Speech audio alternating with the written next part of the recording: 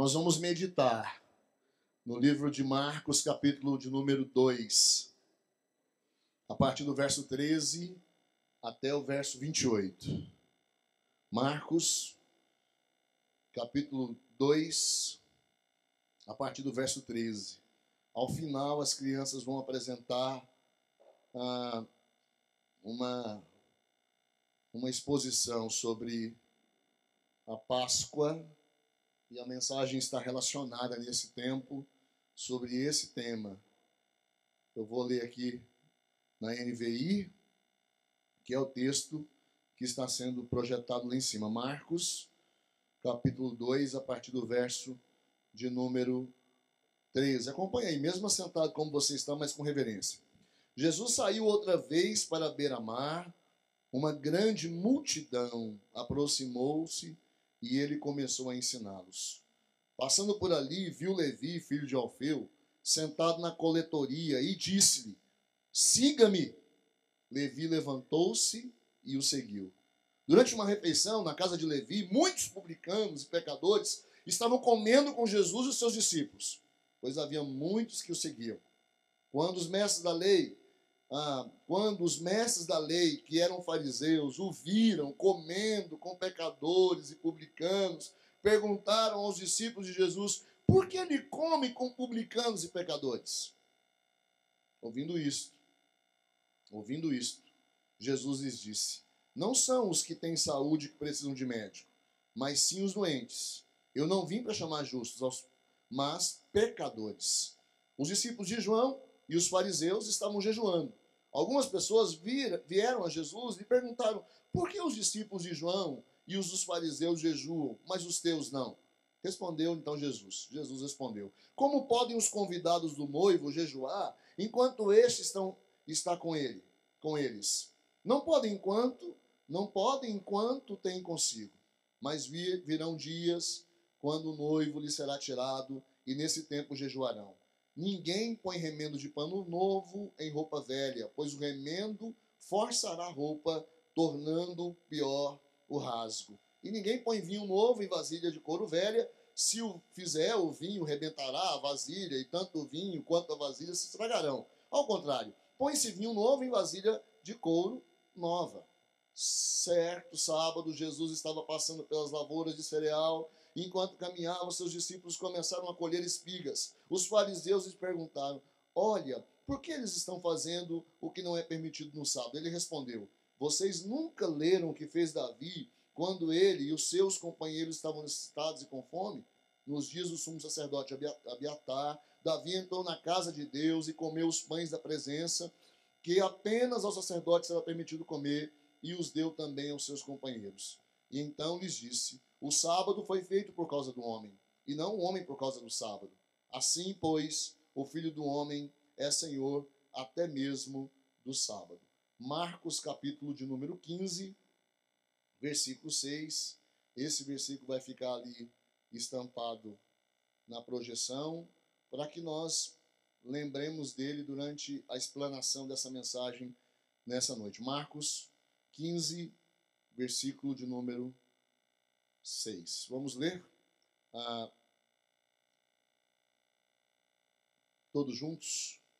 Marcos 15, versículo de número 6. Leiamos.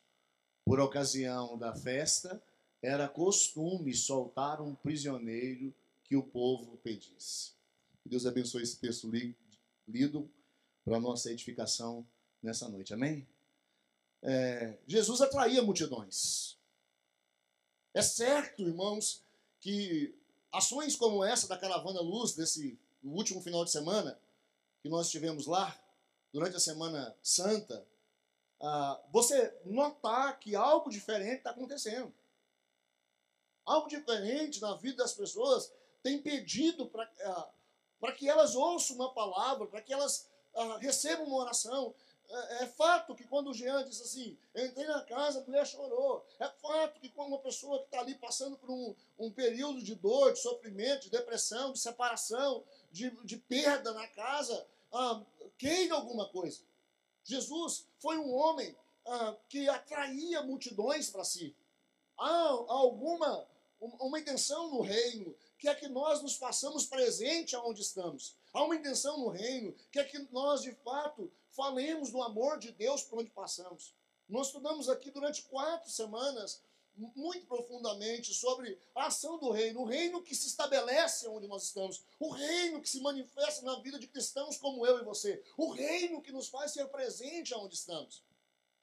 Interessante que Jesus atraía as multidões, ele foi um homem mais amável que já pisou no mundo. Certamente você vai ler inúmeras literaturas falando desse Jesus, falando o que ele era. É inquestionável o amor de Jesus, é inquestionável o que ele fazia. A sua personalidade, o seu ensino, as suas obras, sempre atraíam as pessoas. Aonde ele estava, sempre havia esperança de um novo recomeço. Aonde Jesus estava, sempre algumas pessoas eram atraídas para que os seus fardos fossem curados, as suas enfermidades fossem curadas, para que o perdão viesse sobre elas. Mas também Jesus atraía a oposição. Jesus atraía a oposição, irmãos.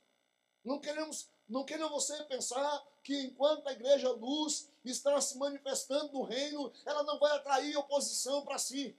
Nós vamos começar, de fato, a sofrer oposição. Nós vamos começar a ser vistos, a ser enxergados onde estamos. De fato, nossos filhos vão começar a sofrer oposição, porque quando eles começam a colocar a cara a tapa, quando eles começam a dizer o motivo deles serem o que são, certamente eles vão sofrer oposição. O texto que nós lemos, especialmente o Marcos capítulo 15, o versículo 6, nos faz pensar algumas coisas. Por ocasião da Páscoa, por ocasião dos dias da Páscoa, um prisioneiro era solto. Na verdade, eles escolhiam alguém para que pudesse, era comum naqueles dias, na hora de bater o martelo, alguém ser solto. Qualquer semelhança é mera coincidência nesses dias quando as pessoas estão pedindo que prisioneiros que devem os cofres públicos sejam soltos. É interessante pessoas dando as suas próprias vidas para defender aquilo, inclusive os magistrados, para defender aqueles que fizeram algum tipo de erro. É inquestionável a gente perceber que essa geração tem entrado numa linha de corrupção tão forte e se esquecem de olhar para dentro de si mesmos. Esquecem de olhar para as suas próprias ações. Esquecem de controlar aquilo que é errado nas suas próprias vidas, para que assim nós possamos então ser diferentes aonde estamos. A gente não pode falar para o outro deixar de ser corrupto se eu sou corrupto. Eu não posso falar para o outro não jogar papel, não joga o papel no chão, se eu jogo o papel no chão. Há algumas ações das nossas vidas que nós precisamos começar, de fato, a perceber. Nós precisamos mudar a nossa linha de raciocínio para muitas coisas. Nós precisamos começar a colocar sobre a mesa e parar de ter 2 pesos e 2 medidas sobre algumas ações. Quando o Evangelho de Marcos fala, por ocasião dessa festa, o costume de soltar um prisioneiro, me fez pensar alguma coisa. Porque, irmãos, por causa dessa palavra, algumas pessoas pediam que Jesus fosse preso e que quem fosse solto? Barrabás. Barrabás era um criminoso. Barrabás merecia estar naquela condição. Barrabás merecia estar naquela condição de ser crucificado. Ele havia cometido delitos, ele havia errado, mas Jesus não. Jesus não. Contudo, a palavra está escrita para que nós aprendamos uma coisa certa e séria para a nossa vida como cristãos. Alguma coisa no curso da história está correndo de forma diferente daquilo que devia ser. E é nesse momento que aparece uma boa mensagem para você. A boa mensagem da Páscoa. A boa mensagem da Páscoa que apresenta o Cristo crucificado. A boa mensagem da Páscoa que mostra Jesus sendo trocado por um criminoso. A boa mensagem da Páscoa que nos faz entender quem somos nós no reino de Deus. A boa mensagem da Páscoa que nos faz gastar um final de semana, que faz tirar a gente do nosso tempo, que faz você doar parte do seu dinheiro, que faz você sair de casa numa sexta-feira, feriado, ou num sábado, seja lá o tempo que foi, para servir. A boa mensagem da Páscoa que nos apresenta o Cristo ressurreto. Essa cruz está vazia, não é por acaso. A mensagem dela, ela é muito coerente e presente nos nossos dias. E aí nós precisamos pensar, qual é a mensagem da Páscoa? Qual é a mensagem da Páscoa para mim e para você? Qual é a mensagem da Páscoa para essa cidade? Qual é a mensagem da Páscoa para os nossos amigos? Qual é a mensagem da Páscoa para as nossas famílias? Qual é a mensagem da Páscoa para os nossos dias? A primeira delas é que Jesus ressuscitou. E aquele que ressuscitou traz esperança para os rejeitados. Amém? Esperança. Entrar numa casa e falar de Jesus era saber que Jesus estava levando esperança para aquelas pessoas. Eu orei por uma mulher, uma senhorinha, 101 anos de idade. Mas sabe por que eu orei por essa mulher? Deixa eu contar esse testemunho para você. O cabeleireiro estava lá. Ele saiu de Goiânia para cortar cabelo. Numa tarde de sábado, não tinha ninguém ali perto para cortar cabelo. Eu falei, vamos ali. Nós entramos no carro e eu fui junto com ele. Ele levou a cadeira de cabeleireiro, né? Nós entramos no carro e eu peguei mais 2 adolescentes aí e fomos. E aí eu comecei a rodar um lugar. Falei, vou parar num lugar onde alguém vai querer cortar cabelo. E então eu entrei numa rua e passei na outra. Quando eu passei numa rua assim, tinha uns meninos jogando vôlei na rua. E tinha um desses meninos que o cabelo dele estava desse tamanho. Aí eu parei o carro, estava chuviscando, eu parei o carro, abri a janela e falei assim, ei, você quer cortar o cabelo? Aí ele olhou para mim assim e falou assim, não, alguém passa no meio da rua e fala para cortar o cabelo? E o Marcos, que ia cortar atrás, num carro preto, né? E eu no carro da frente, ele olhou, assim, ele quis falar assim, não quero não. Mas ele sabia, ele queria, eu tinha certeza que ele queria. E ele olhou para mim, e aí eu disse assim, não, é para cortar o cabelo mesmo. E aí ele olhou para alguém e falou assim, não sei se eu peço minha mãe. Aí eu apertei de novo, não, é rapidinho. E ele disse, eu quero. Aí a gente parou o carro, tinha um pessoal na frente, eu fui na casa, pedi a casa do rapaz, e a gente entrou na casa, e eles foram chamando os amigos na redondeza, cortamos o cabelo daquele menino primeiro, né? Até uma foto que eu postei no grupo da Luz, cortamos o cabelo dele primeiro, depois mais um, depois mais um, depois mais um, depois mais um, depois mais um, e estava cheio de menino lá, e eu comecei a falar, vocês conhecem as 4 leis espirituais? E nós começamos então a falar das 4 leis espirituais. Quem estava comigo era o Bruno, e quem estava comigo tinha mais um, tá aqui? Nesse que vivenciou essa situação era quem? O Yuri. O Yuri não está aqui. Então, nós começamos ali a falar das 4 leis espirituais e de repente eu estava fazendo uma oração com eles. Então, assim, o seguinte, para tudo ficar resolvido, vocês precisam receber Jesus no coração. Enquanto ele cortava o cabelo, umas 10 pessoas aceitaram Jesus. Ali. Né? Daqui a pouco chegou a mulher, eu falei, eu nunca vi um negócio desse. Esse menino que cortou o cabelo, estava desse tamanho, caiu aos 6 anos de idade. Ele caiu e quebrou a rótula do joelho. Por falta de tratamento, atrofiou a perna. Ele andava meio que mancando. A ação naquela tarde nos fez ir numa pessoa que se sentia rejeitada, que se sentia humilhada. A coisa era tão séria. O Bruno está aqui, ele estava. A coisa era tão séria ali. O Bruno está aqui e pode testemunhar isso. Que aquele moleque não tinha coragem de olhar no espelho para ver o corte de cabelo dele. A gente dava mostrar para ele, disse, não quero ver não, não quero ver não. Foi um tempão para eu conseguir olhar para ele perto de mim e falar assim, olha o quanto você ficou mais bonito. Uma pessoa que se sente rejeitada. E que Deus nos faz sair de Goiânia para ir até aquele lugar e pegar uma mensagem. A mensagem da Páscoa é essa. Jesus chamou Levi. Levi é filho de Alfeu. para ser um discípulo. Quem é Levi, irmãos? Levi trabalhava em uma coletoria, ele era um publicano. Lucas 5:27 fala disso. Ele era chamado de Mateus.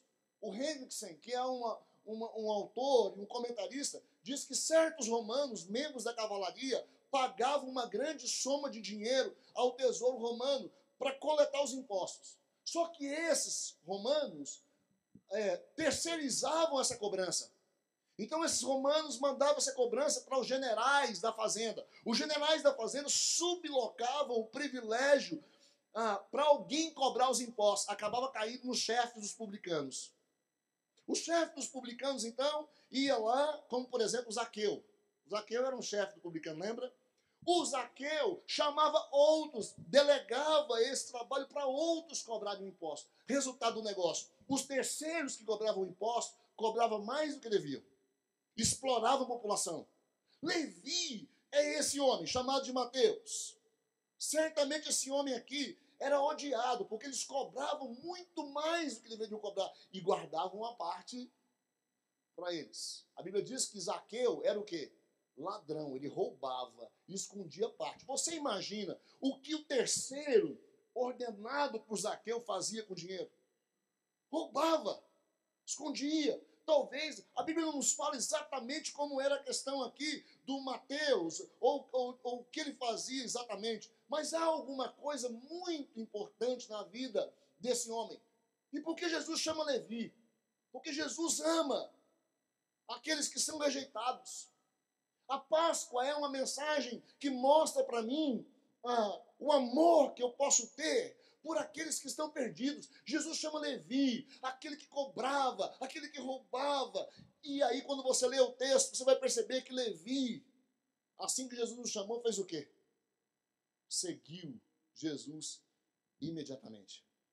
Sabe que quando nós estamos anunciando o evangelho da transformação, o evangelho do Cristo que vive, sabe o que acontece? Nós estamos diante de fatos reais, de um Cristo vivo, que se relaciona comigo e com você, do Cristo do reino, do Cristo que virá, do Cristo que se relaciona, do Cristo que ama independente de. Jesus age na vida de Levi soberanamente. Versículo 14 do capítulo 2 de Marcos, onde nós lemos: quando ia passando, viu Levi, filho de Alfeu, sentado na coletoria e disse: segue-me. Ele se levantou e seguiu. Por que Jesus chama um pecador, um ladrão? Por que Jesus chama esse homem que certamente era rejeitado? Porque Jesus ama soberanamente a vida de Levi. Ele age na vida de Levi. A Páscoa traz para nós a revelação do Cristo vivo.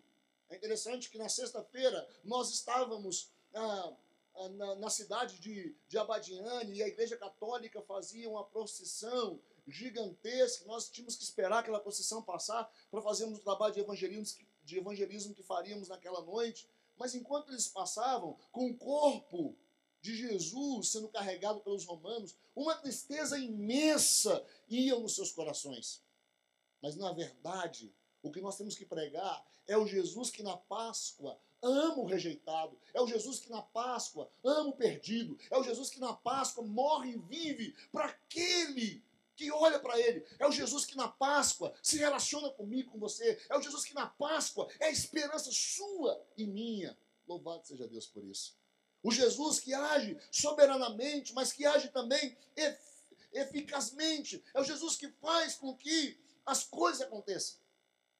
É o Jesus, irmãos, que quando chama, ele vai em busca daquela ovelha perdida. As 99 ficam no aprisco e ele ama, e ele cuida, e ele estende as mãos, porque Jesus, esse Jesus que age, ele se preocupa, ele estende as suas mãos. Lucas 5:28 diz que ele deixou tudo, Levi. E Jesus amou Levi, e Jesus se importou com Levi, e Levi então foi coberto por esse amor gigantesco. Sabe o que a Páscoa apresenta para você e para mim? A vida do Jesus que age com eficácia para conosco. É essa mensagem que nós temos que pregar. Essa mensagem não pode ficar presa dentro de nós. Essa mensagem não pode ficar presa dentro de quatro paredes. Essa mensagem não pode ficar presa dentro de uma religião. Essa mensagem não pode ficar presa dentro de um conceito. Jesus age graciosamente, soberanamente, eficazmente. Ele faz com que cada um de nós tenhamos uma mensagem viva. A Páscoa é uma mensagem viva para mim e para você. O reino precisa entender isso. O Jesus que age sobre todas as coisas. Os escribas e os fariseus eram verdadeiros espiões de plantão. Eles estavam ali tentando achar alguma coisa na lei que pudesse condenar Jesus e de forma que pudesse então colocá-lo em maus lençóis. É por isso que soltava-se um prisioneiro e delegava para alguém morrer naquele lugar. E eles matam Jesus naquele lugar. E eles pregam Jesus naquele lugar. Sabe o que isso precisa fazer com você? Nós precisamos então começar a entender esse Jesus que nos ama a ponto de se entregar naquele lugar. Ele ressuscita, ele morre por você, ele ressuscita por você, porque ele é aquele que abre porta para os pecadores. Nós precisamos ir, nós precisamos falar. O evangelista Marcos diz assim, que tendo ouvido isso, respondeu-lhes: os sãos não precisam de médico, mas os doentes precisam. Eu não vim chamar justos, mas eu vim chamar pecadores ao arrependimento. O que Jesus estava querendo dizer quando ele disse que os sãos não precisam de médico? Essa figura usada por Jesus tem sido interpretada de forma equivocada por muitas pessoas. O que Jesus primeiro não quis dizer quando ele disse que veio chamar justos, ele veio chamar doentes, para que esses doentes então se curassem. Em primeiro lugar, Jesus estava dizendo: eu não quero que esses justos, eu não quero que esses justos sejam aqueles justos aos olhos de Deus. Eu não estou chamando esses. Eu estou chamando aqueles que parecem pecadores, aqueles que são miseráveis, aqueles que estão perdidos, aqueles que estão humilhados. São esses que eu estou chamando. É essa a mensagem que nós estamos levando. A Páscoa está anunciando o Jesus que se manifesta em busca daqueles que são pecadores, daqueles que precisam do Salvador. Os escribas e fariseus se consideravam bons aos olhos de Deus. E ele não está chamando esses que se consideram bons. Ele está chamando aqueles que se consideram perdidos. Ele está chamando aqueles que se consideram humilhados. Ele está chamando aqueles que estão totalmente desviados da rota. É por isso que a igreja é o reino vivo, eficaz, que vai em busca daqueles que estão perdidos. A figura usada por Jesus, ela precisa nos remeter ao Deus que sabe quem são aqueles que precisam de serem curados. Quem são aqueles que precisam de uma palavra viva e eficaz? Quem são aqueles que estão totalmente perdidos e humilhados? Esses precisam e podem ser salvos. É por isso que nós temos que entrar nos lugares onde as pessoas estão mais perdidas do que nunca. A palavra da verdade nos mostra o Jesus que pode curar as suas doenças. Aqueles que não o conhecem, precisam conhecê-lo. A mensagem da cruz apresenta o Jesus da Páscoa, que traz esperança para aqueles que estão perdidos. A mensagem da cruz apresenta o Jesus da Páscoa, que morre e vive por aqueles que estão em situação de risco. A mensagem da Páscoa mostra o Jesus da Páscoa, que traz esperança para aqueles que estão desesperançados. A mensagem da Páscoa é o Jesus que traz esperança e sorriso para aqueles que não conseguem sorrir mais. É essa mensagem viva que nós precisamos pregar. Não o Cristo morto, não o Cristo humilhado, não o Cristo perdido, porque ele não está nessa condição. Ele está na condição daquele Deus que se entregou, mas que ressurgiu, que está vivo. É essa esperança que nós precisamos de fato ter. Jesus ressuscitou, meu amado irmão, para que eu e você pudéssemos celebrar. Note o versículo 18, até o versículo 20 do capítulo 2 de Marcos. Ora, os discípulos de João, os fariseus, estavam jejuando. vieram alguns e lhe perguntaram: por que motivo você jejua? Jejuam os discípulos de João e os fariseus, mas os seus discípulos não jejuam. Olha a confusão que está aqui. Olha o que está querendo se tramar em torno daquilo que Jesus está dizendo. Havia uma situação aqui muito interessante, porque esse episódio nos faz mostrar um instrumento, ou um fardo, que precisa ser liberto de nós. Porque eles começam a questionar assim: por que uns estão jejuando e de fato, outros não? Eles queriam pegar Jesus de alguma maneira. Eles queriam questionar Jesus de alguma maneira. Aí Jesus então ensina para eles algumas lições maravilhosas. Que ensinou para aquelas pessoas, certamente os fariseus, os escribas da lei naquela hora, a entender de fato que eles precisavam celebrar em todo o tempo. Havia um momento certo do jejum, havia um momento certo de algumas situações, mas naquela hora era a hora da celebração. A religião judaica havia transformado a vida num fardo pesado e os ritos sagrados em instrumentos de tristeza e opressão. Presta atenção nisso. A igreja não pode transformar a vida cristã em um fardo pesado. A igreja não pode transformar a vida cristã do jovem, do adolescente, em um fardo pesado.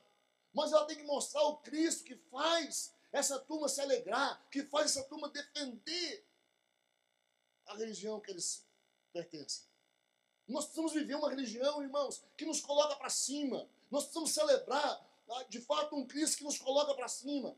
Os judeus, na verdade, os discípulos de João e os fariseus estavam ali vivendo uma religião falsificada de alguma forma. É por isso que os fariseus estão questionando: por que vocês vivem assim? Aí Jesus, então, ensina para eles: olha só, o noivo, aqueles que estão na festa do noivo não podem jejuar nessa hora. O jejum, a hora certa para o jejum. Agora é hora de celebrar. Em outras palavras, ele estava dizendo: prestem atenção, não provoquem censura nos outros. Falem do Cristo libertador, falem do Cristo que pode transformar o fardo pesado em instrumento de libertação. A cruz era o instrumento de libertação para aquelas pessoas. A religião é para mim e para você um instrumento de libertação. Não pode ser um instrumento de peso. Eu não posso querer ir à igreja por cobrança. Eu não posso querer estar na igreja porque alguém foi um dia. Mas eu preciso estar aqui porque eu tenho uma resposta para aquilo que eu preciso. Alguns jejuavam ali entre eles e viviam tristes, abatidos. Eu já contei para a igreja um dia quando Paulo estava em casa, aquele missionário do sertão todo desdentado, né? Estava em casa e todas as terças-feiras ele jejuava. Todas as terças. E era das 6 da manhã até as 6 da tarde. E todas as vezes que eu ia preparar o almoço, nós íamos colocar o almoço sobre a mesa, naquelas várias terças-feiras que ele passou lá em casa, eu me preocupava com ele. E um dia, eu disse para ele assim: eu coloquei a mesa para o almoço e o Paulo veio para a mesa também, como era costume. Aí eu falei: Paulo, se você quiser subir e ficar lá em cima em oração, sem constrangimento, não tem problema, porque eu estava lá cortando um bife, né?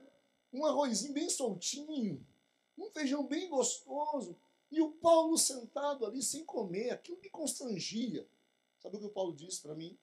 Logo de cara, ele disse: pastor, não se preocupe, coma, e eu quero estar sentado aqui, celebrando esse alimento, sem comer. Que diferença do Cristo que se revela para você sem peso nenhum.